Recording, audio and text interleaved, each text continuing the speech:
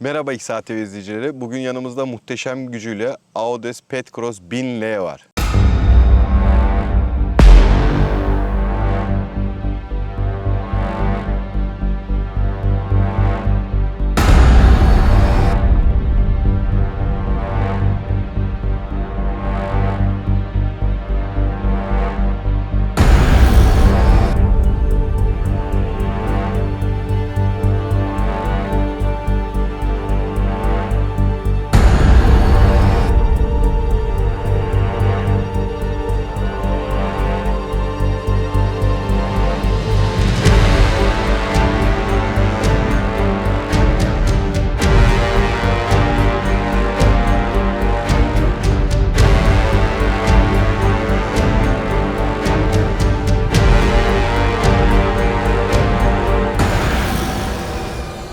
Muhteşem gücü diyerek başladık videomuza. Evet, gerçekten muhteşem bir gücü var. 1000 cc, 86 beygir, 101 Nm torka sahip. Kasa ölçüleri olarak Petcross 650L ile aynı kasa ölçülerine sahip. Birkaç donanım farklılıkları var ya. Motor yürüyen aksam farklı. Onun haricindeki her şey aynı. Petcross 1000 coilover'lı ve ayarlı süspansiyonlarla geliyor. Hem hava ayarı yapabiliyorsunuz hem coilover sayesinde yükseklik alçaklık ayarı yapabiliyorsunuz. Bu da 650'de olmayan bir özellik. Gerçekten çok ciddi bir makine. Çok ciddi, kuvvetli bir makine. Kıyaslamak gerekirse Çin grubundaki, özellikle Çin grubundaki birçok ATV'nin önüne geçer. Zaten bana göre bir başlangıç ATV'si değil. Yani ben ATV bineceğim. Böyle biraz ATV'ye bindim bir iki sefer. Arkadaşımın, eşimin, dostumun ATV'sine bindim diyen adamın kafasına geçer bu alet. Orasını burasını kırar. Bir yerinden çıkarırlar aleti, anladınız mı? Yani biraz güç, biraz bilgi, tecrübe isteyen bir alet. Bilginiz olsun, almak isterseniz bunu dikkate alın. 86 beygir, 101 Nm tork, ciddi bir tork. Yeni kasa CF'lerden şu an 1000 Hike'tan 2 ya da 3 beygir daha yüksek. Bir önceki videomuzda Petcross 650'den bahsetmiştik.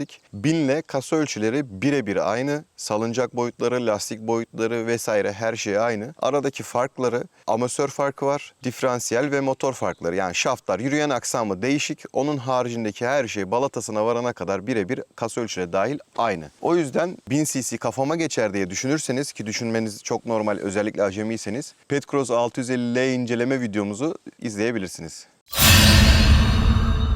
Evet arkadaşlar, size biraz gidonun üzerindeki butonlardan bahsedeyim. Burada bir tane 4x4 butonumuz var. Biliyorsunuz ATV'ler sürekli arka çekerdeyken, yani tek çekerdeyken arka iki lastik birbirinden bağımsız olarak sürekli döner. Fakat bir çamura girdiniz, çamurda kaldın. O zaman buradan 4 çeker alıyorsun. Burası high'da kalabilir, vites high'da kalabilir, hiçbir problem yok. Sizi kurtarır, birçok gideceğiniz yere 4 çekerde gidebilirsiniz. Fakat daha derin çamura gireceğim veyahut da motor daha çok battı ama bana tork lazım veyahut da bir römork çekiyorsan bana tork lazım dediği zaman, o zaman bunu alacaksın. Buradan loku devreye alacaksın. Yani lok ne demek, size ondan da biraz bahsedeyim.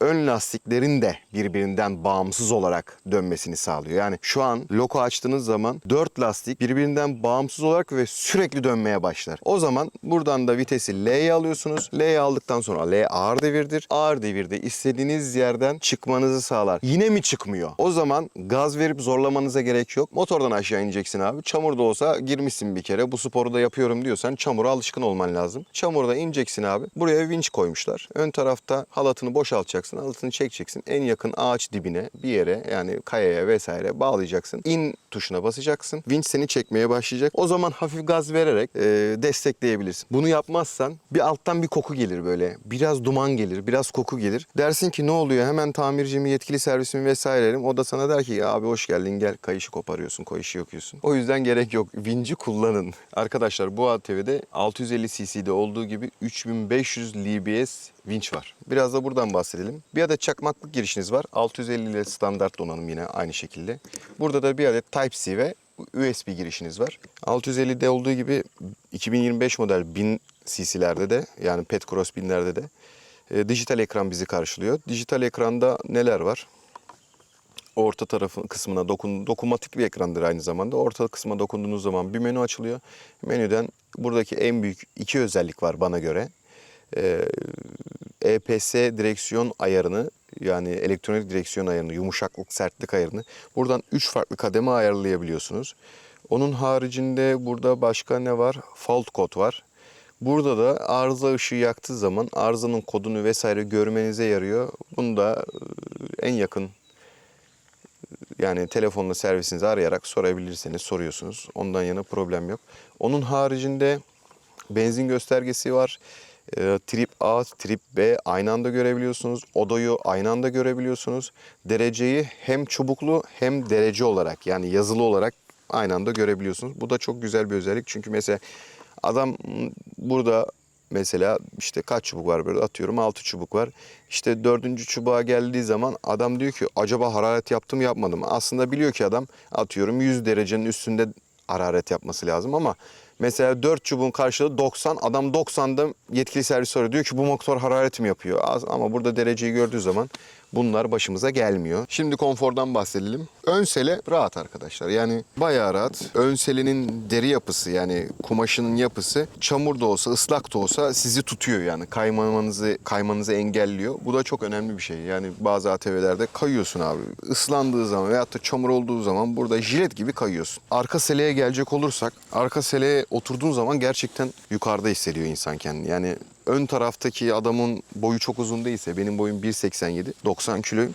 Rahatlığına gelecek olursak az önce video çekimlerinde sadece bu kadar uzun süre arkada oturdum. Rahat yani genel manada uzun bir tura çıksan yormaz. Kendini yormayacağını düşünüyorum. Ve şundan bahsedeyim ben dediğim gibi 1.87 boyundayım. 90 kilodayım. Arkanızda oturan da çok iri yapılı veyahut da çok göbekli değilse birbirinize temas etmiyorsunuz. Tabii bu da normal oturuş pozisyonundayken yani normal oturuş pozisyonu dediğim şu ayarda yani normalde kullanman gereken oturuş pozisyonudur ama biz bazen böyle oturuyorsun abi. Böyle oturduğun zaman arkadaki insan böyle cılız ufak bir şey olsa da birbirinize değersiniz yani. Değmek istemiyorsan normal oturuş pozisyonunda olacak. Dizler kırık bu şekilde olacak. Buradan bahsetmişken 650'de olmayan 1000'de olan bir şey var burada. Alüminyum pekler var. Bu alüminyum pekler de çamur sıyırıcılı pek deriz biz buna. İşte bot giyiyorum normalde ben binerken. Botun altı çamur oldu. Geldim buraya böyle yaptım. Yapmana da gerek yok bunu. Ama yaparsan çamuru sıyırıyor. Yapmazsan da zaten çamur uçları biraz sivri olduğu için çamuru delip geçiyor. Botta kalıyormuş gibi düşünebiliriz bunları. Arkadaşlar bu motorun yani ATV'lerin özellikle bütün ATV'lerin birçok yerinde, birçok kısmında uyarı levhaları var. Yani nedir mesela burada? Ben daha önceki videolarda da söylemiştim. ATV'nizin lastik havaların en fazla 7 psi olması gerektiği.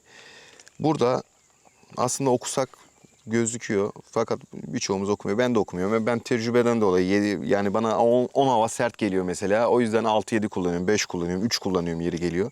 Ama burayı okursak en fazla 7 psi hava basmanız gerektiğini anlarsınız. 7 psi değil de 25, 30, 15, 20 psi basarsanız ne olur? Arkadaşlar bu lastikler araba lastikleri gibi değil. Bu lastiklerde tel yok, ip var. Bu ipler de fazla şişirmede lastiği kopma yaşıyor. Bu sefer de araçta arabalardaki olduğu gibi tel kırma gibi titremeler vesaire meydana geliyor. Bu da garantiye vesaire girmediği için müşteri kendi kendini aslında burada mağdur etmiş oluyor. Lütfen bunları yapmayın. Bunların önüne geçin. Biraz uyarı levhalarınızı okumanızı istiyorum. Bu ATV'nin frenlerini çok beğeniyorum arkadaşlar. Neden diyecek olursanız disk yapısı büyük. Fren disk yapısı büyük. Fren disk yapısı büyük ve aynı zamanda havalı disk var. Havalı disk dediğimiz nedir? Disklerde delikler var. O delikler fren sıkımlarını veyahut da uzun fren sıkımlarında diskinizin daha çabuk soğumasını veyahut da daha geç ısınmasını da diyebiliriz sağlıyor. Gidonun sol tarafında ön fren var. Sol taraftaki fren, ön fren. Sağda zaten bir şey yok. Frenler sağdaki el fren. El freni bu şekilde çekip bırakıyorsunuz. Şunu da göstereyim. El freni çektiğiniz zaman ayağa kalkarsanız ufak ufak ötüyor. Şu an ötmedi ama normalde ötüyor. Ötüyor ve dörtlü yakıyor. Yani mesela bir tura çıktınız. Ben bunu diğer markalarda çok yaşadım. Bir tura çıktım. Turda var 20 tane ATV. Bir tanesi ötüyor içinden abi. Hangisi ötüyor? Tek tek gidiyorsun dinliyorsun mesela. Yakınına geliyorsun falan filan. Bunda abi bu makine ötüyorsa dörtleri de yakıyor öterken. Diyorsun ki benim makinem veyahut da atıyorum kameramanın makinesi ötüyor, gidiyor, susturuyor, geliyor abi. O yüzden benim için güzel bir özellik. Diğer fren ayak frenimiz. Yani dediğim gibi gidonun sol kısmında bir tane fren var. Giderken kullanabileceğiniz. Sağ tarafında da ayak freniniz var. Sağ tarafındaki ayak frenine basarsanız 4 lastiğiniz birden fren sıkmaya başlar. Ve sert basımda ciddi bir şekilde güçlü bir fren olduğunu göreceksiniz siz de. Denemeden bilemezsiniz. Ben denedim. Gerçekten güzel. Onun haricinde ben mesela şeyde nedir onun adı? Ormanda yani veyahut da gazlarken ön fren sıkmak istiyorum. Bunun gereğini çok duyuyorum. Bilmiyorum. Daha önce hep spesiyel makineler kullandığımdan da olabilir. İki çeker kullandığımdan da olabilir. Ön freni sıkıyorum. Yanlarken veyahut da keskin viraj dönüşlerinde falan ön freni sıkıp arka tekerin sürekli dönmesini sağlıyorum. Bu da benim daha keskin viraj yapmamı sağlıyor. Bu benim çok hoşuma gitti. Jantlardan bahsedelim biraz. 650'de olduğu gibi Badlag jantla geliyor. Badlag jantın özelliklerini 650 videomuzda anlatmıştık. 27-9-14 lastik ölçülerine sahip. Süspansiyona gelecek olursak dediğimiz gibi videonun başında biraz bahsetmiştik. 650'den tek farkı bu. Süspansiyonlar bunda hem coil'li hem havalı ayarlı olarak geliyor. Audes markasında yine bütün modellerinde olan çok güzel bir özellik var. Çoğu marka grasörlükleri yani kuru yağlamaları salıncaklardan kaldırıyor. Bu salıncaklardan bunları kaldırdıktan sonra bunların içinde kauçuklar var. Yani salıncak burçları kauçuk veyahut da plastik olur. Onlar da zamanla vik vik vik vik böyle ciyaklama sesiyle öter yani. Binerken inerken öter. Üstüne esnediği zaman öter. Yani işte profesyonellik oradan geliyor. Ben de bunları seviyorum Audes'te. Bütün salıncak burçlarının üstüne yani bağlantı yerlerine grasörlükler koymuşlar. Bu grasörlükler de gres bastığın zaman ötmesini engelliyor. Bu da benim çok hoşuma gidiyor. Aynı zamanda uzun ömürlü oluyor. Yani gres varsa arada demir kauçukla sürtüşme yaşıyor orada. Sürtündüğü zaman demir kauçuğu yiyor. Ama gres olduğu zaman demirin kauçuğu yeme zamanı ötelemiş oluyorsun. Bu yüzden çok önemli. Benim de çok hoşuma giden bir şey. Biraz uğraştırıyor. Yani yetkili servisleri özellikle çok uğraştırıyor. Çünkü lastiği sökmen lazım. Bazı yerlere tam giremiyorsun. Gresör pompanın ucunu sokmak için biraz sıkıntı yaşıyorsun. 4 lastiği yerden janttan ayırıyorsun falan ama zahmetli de olsa önemli bir mevzu. Arkaya geldiğimiz zaman arka da aynı şekilde. Yani gelsene kamera. Arka kısmında bir tane bagaj var. Eski kasada bagajlar farklı bir yapıya sahip. Değiştirmişler. Çünkü eski kasada yani eski makyajsız olan kasada yani 2024 modelle burası daha yumuşaktı. Daha yumuşak olduğu için açılıyordu ormanda giderken. Fakat şu an açılmıyor. Burada bir su geçirmez bir bagajınız var. Gayet derin, gayet iyi. Bence hoş yani güzel, rahat, kullanışlı. Onun haricinde bu motorda bizim müşterimiz arkada römork kullanmayacağı için bunu da söktük. Fakat burada bir tane römork fişiniz var. Yani römork çekmek isterseniz orada fişe bağlayıp çekebiliyorsunuz. Kameramanımız onları editlerken koyacak. Siz burada baktığınız zaman fiş göreceksiniz yani. Römork fişi göreceksiniz. Arka tarafta yine aynı süspansiyonlar bizi karşılıyor. Bir değişiklik yok. Arka viraj denge çubuğunda her bir burcunda yine grosörlük var. Aynı zamanda salıncak bağlantılarında, arka salıncak bağlantılarında tekrar grosörlük var. Her yerinde grosörlük var. Bu 650'de de aynı. Yani 650 alacaksın. Yani 1000 korkuttu seni veyahut da dedin ki 1000'e gerek yok. Ama ben 1000'in de kasasını beğendim ve kalitesini beğendim deyip almak istediğin zaman 650 1000 kalitesinde ama 650 cc ve sınıfının şu an Türkiye'deki en iyi motoru. Yani en iyi ATV'si çünkü çift silindir. Vibrasyon az, o az, bu az, her şey az. 650'yi daha önce biliyorsunuz incelemiştik. İzlemeyenler varsa 1000 kalitesinde daha uygun bir ATV almak istiyorsa 650 videomuzu inceleyip fikir sahibi olabilirler. Arkadaşlar biz bu işin dediğimiz gibi mutfağından geldiğimiz için müşterilerimiz bize birçok soruyla geliyor. Bu soruları da ben videolarda elimden geldiğince derleyip toparlayıp cevaplamaya çalışıyorum. Bunlardan bir tanesi çantayı nereden bulacağım? Arkadaşlar çanta yani ön arka çanta isteyen için arka sadece isteyen için ön. Bunlar evrensel yani aldığın zaman her motora yani uyuyor. Audes'te de bir farklılık yok. Yani bu çantayı aldım. Abi çantanın şeklini beğendim. Ben bu çantayı takmak istiyorum dediğin zaman ATV'ye takabilirsin. Ama evrensel çantalardan bahsediyorum. Yani bir markanın kendisi için ürettiği yani bir ATV modeli için ürettiği çantayı takamazsın. Fakat universal olan bütün çantaları takabilirsin. Ondan yana sıkıntı yok. Bu motorda biz bu seferki videomuz özel. Normalde çantası tanıtıyoruz. Bu videomuz özel izleyicinin görmesi için çantaları taktık. Onun haricinde CVT şanzıman. Evet CVT şanzıman yani kayış koparma sorunu Audes'in 650 kasasında da yoktu. 1000 kasasında da kayış koparma sorunu yok. Tabii ben videonun başında biraz bahsetmiştik. Yani eğer ki çamurda kaldın, kayışını boş döndürmüyorsan, kayışın yani ATV'n ilerlemiyorsa, lastiklerin de dönmüyorsa ama ben gaz vermeye devam edeceğim abi benim kayışım kopsun diyorsan o zaman gaz verebilirsin. O zaman bütün ATV'lerin kayışı kopar yani. Bunda çünkü Kevlar bir kayış var içinde ve demirlerin arasında yani demir de olma alüminyumların arasında dönüyor. Bu da koparır yani yersin kayışı. O yüzden CVT şanzımanı kronik sorunlu değil. Kayış kopmuyor. Fakat kopmayacağı anlamına gelmiyor. Koparabilirsin. O yüzden çamurda kalırsan vinçle. Vinci gayet yani vinci özellikle 2024'te bazı müşteriler geri dönüş yapmış. Demişler ki vinç yeterli seviyede değil. Bu kasada vinç yeterli seviyeye gelmiş. Gayet yani bilmiyorum yani ben vinci denedim. ATV'yi kaldırdım, astım. Bir problem yok. Çamurda bıraktım. Çok saplayamadım. Çok çamur yoktu. Şimdi sezon geçişindeyiz. Her yerde çamur kalmadı. Ama bulabildiğim bir çamurda sapladım ve çıkartıyor yani. Herhangi bir problem yaşamadım. Denizde yani Şile kıyı bölgesi. Kumda batan, Şile'nin kumu yumuşaktır. Kumda batan bir ATV 650 cc'nin vinciyle binlik bir ATV'yi çıkardı. Bir problem yaşamadı. Standart donanım olarak gelen tampon koruma demirleri. Ön arka olarak geliyor. Tampon koruma demirleri biliyorsunuz birçok markada hatta neredeyse hemen tamamen bütün markalarda tampon koruma demiri standart donanım değil. Ekstra donanım. Ekstra donanım olarak geldiği için fiyatlar çok değişik yani atıyorum ön arka 9.000 liradan başlar yukarılara doğru çıkar. O yüzden bunda standart donanım olarak gelmesi ve tamamlayıcı olması yani tamamlayıcı olması derken renk olarak mesela bedlock rengi, salıncak rengi, işte amasör yaylarının rengi, tamponların rengi, koltuğun rengi hepsini birbirini tamamlıyor. Tamamlayıcı olması bana göre çok güzel. Yani bu ATV'nin bu demek çok güzel. Onun haricinde arkadaşlar bunda 650'de olduğu gibi şnorkel kiti takabiliyorsunuz. Şnorkel kiti takmak için en yakın yetkili servise başvurabilirsiniz. Şnorkel kitinin bugünkü fiyatı 2000 euro, 2000 dolar artı takım ücreti yani işçilik ücreti. Çünkü şnorkel işçiliği gerçekten zor.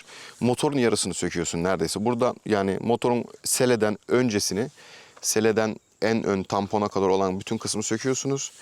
Aradan radyatörü çıkarıyorsunuz. Radyatörü size veriyor. Yeni radyatörü takıyor vesaire vesaire. Burası değişiyor, orası değişiyor. Şnorkel seti yani kitini taktırmalı mıyım? Yani çamura girmiyorsan gerek yok. Çünkü yerden yüksek bir ATV 27 lastik olması çamur geçişlerinde, su geçişlerinde, taş geçişlerinde, kaya geçişlerinde her şeyde yüksek olması senin avantajın yani.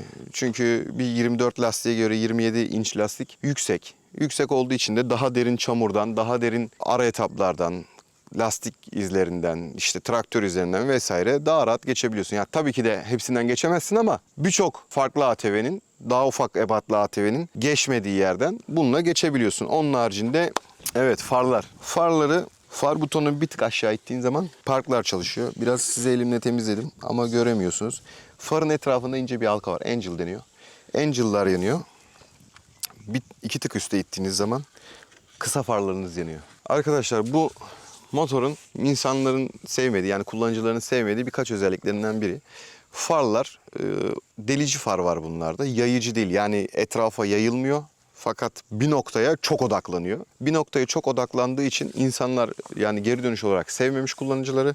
Benim için bir anlam ifade etmedi. Ben zaten motoruma ekstra ışık takıyorum, ATV'me ekstra ışık takıyorum. O yüzden benim için bir problem yok. Müşterilerimin de çoğu ekstra ışık taktığı için buna gerek duymadı ama ben ekstra ışıksız da kullandığım zaman bana yeterli geliyor. Kameraman bey.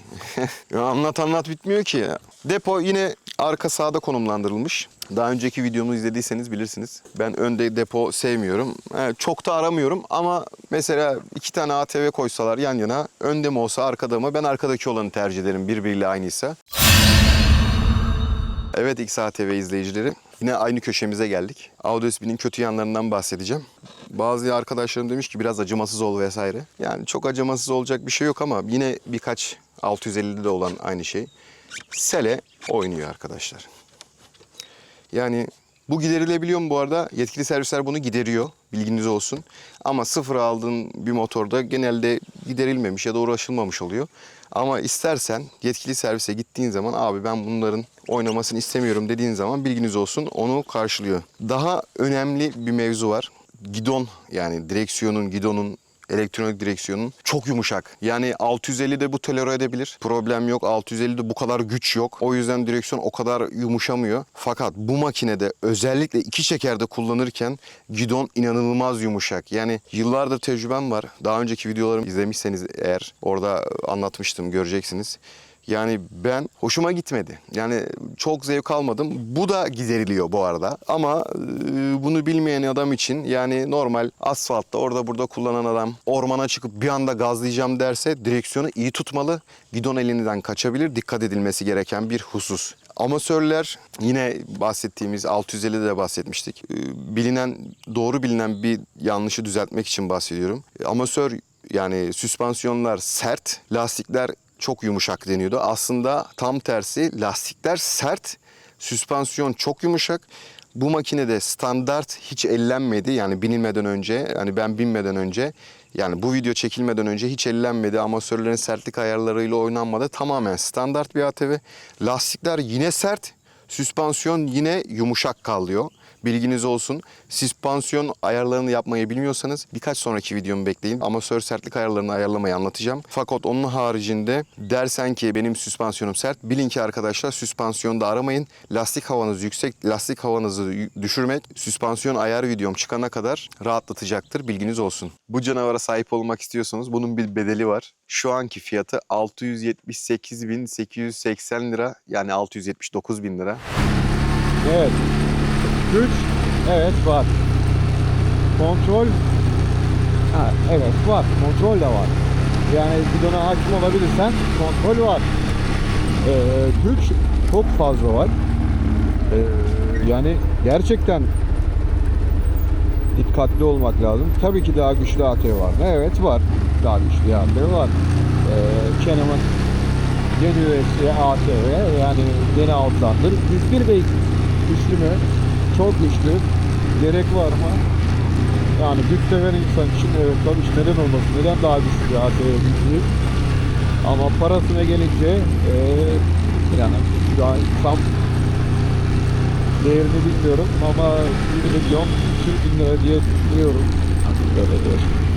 Bu sınıfta CF dahil, yani Canon makineleri geçen seçim bu sınıfta, yani bu paraya daha doğrusu alınabilecek en iyi ATV, özellikle 1000cc ise en iyi ATV şu an bana göre Audi Setros ile. Neden?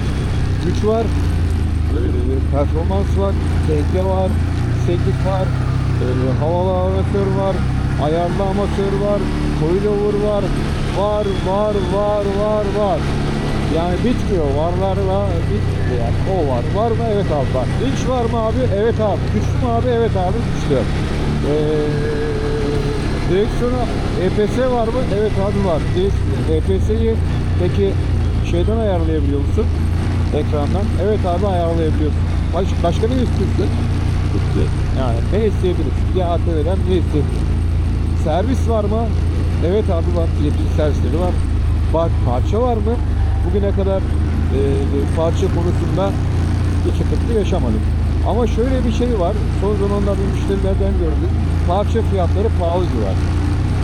Motor, şimdi motor insanlara ucuz geliyor. Çünkü niye? Bir cc bir ATV 678 liraya alıyorsun. Türkiye'nin bugün şartıyla. Yani şu an 679 lira. Neyse. Alıyorsun. Bir tane diferansiyel dağıttın. Şimdi adam almış ATV'yi, zıplıyor. Zıplarken diferansiyel dağıtıyor. Yani yanlış zıplıyor. Daha doğrusu yanlış zıpladıktan sonra yere yanlış konuyor. Abi bundan dolayı, vuruntudan dolayı diferansiyeli dağılıyor. Tamam abi, diferansiyelin dağılıyor ama bunda bir markanın bir suçu yok yani. Düzgün kolsaydı diferansiyelim dağılmazdı. Velhasıl ki diferansiyelin dağıldı. Tamam abi, problem yok. Diferansiyel var mı? Var. Ama müşteriye atıyorum pahalı geliyor fiyatı. Niye? Ben diyor ATV'yi diyor bu kadar paraya almadım. Tamam da arkadaş, yani bu kadar paraya almadı ATV'yi ama ne yapsın bu adam? Yani bedavaya mı versin? Anlamıyorum. Yani neye göre pahalı olduğunu değerlendirmek lazım. Yani şimdi Canon'la Polaris'e çıktığın zaman mesela fiyatlar bir anda euro dolar konuşulmaya başlıyor. Tamam, ben diyorsun Audis aldım ya da CF aldım, neyse çok önemli değil. Audis aldım. Diyorsun ki tamam abi, bakımı ne kadar, şu kadar TL, şu ne kadar, şu kadar, şu ne kadar, şu kadar. Abi tamam, bunlar oldu. Tamam,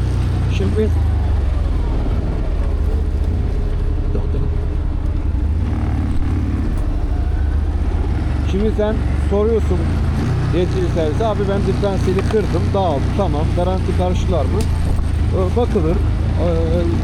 Hatalı bir ürünse garanti karşılar. Bugüne kadar müşteriyle hiç bir diyalogumuz olmadı, hani düzgün, makul bir şeyse karşıladı. Fakat şöyle bir mevzu var. Karşılamıyor garanti. Abi şu an diferansiyeliniz ne kadar? Şu an afaki konuşuyorum. Atıyorum 35 bin lira. Tamam abi, çok pahalı. Tamam, neye göre pahalı? Pahalı, bana göre pahalı. Tamam, sana göre pahalı olabilir ama şimdi her şeyin de bedeli var. Bunun diferansiyeli komple değişiyor ve ciddi bir işçilik var. Bunların hepsi problem yani. Yani hepsi maliyetine şey katan, yüksek maliyet çıkaran, yüksek maliyet çıkmasında etken ürünler yani. Unsurlar değil. Şimdi adam bunu CF'ye sormamış. Mesela CF'si olmamış. İlk Audis'e başım. Abi parçası çok pahalı. Tamam ama sen CF veyahut da başka bir marka kullanmadın ki. Yani neye göre pahalı? Aslında pahalı değil. Evet XATV izleyicileri, bugün size Audis Petcross 1000L'yi tanıttım. Tanıtmaktan da büyük mutluluk duydum. Bu arada bugün tanıtım için binmekten de çok büyük mutluluk duydum. Çok güzel bir makine. Alanın düşünmeden, almak isteyenin düşünmeden almasını tavsiye eder miyim? Evet, edebilirim. Güzel bir makineydi. Bu videoların akışına biraz daha hızlandırarak devam etmeyi düşünüyoruz ve bu konuda ciddiyetli ve dirayetli olacağımızı düşünüyorum. Sizin de tanıtmak istediğimiz bir moto, bir ATV veyahut da tanıtımını izlemek istediğiniz bir ATV varsa yorumlarda buluşabiliriz. Bizleri izlediğiniz için teşekkür ederiz. Kanala abone olup videolarımızı beğenmeyi unutmayın. Sağlıkla kalın, iyi günler.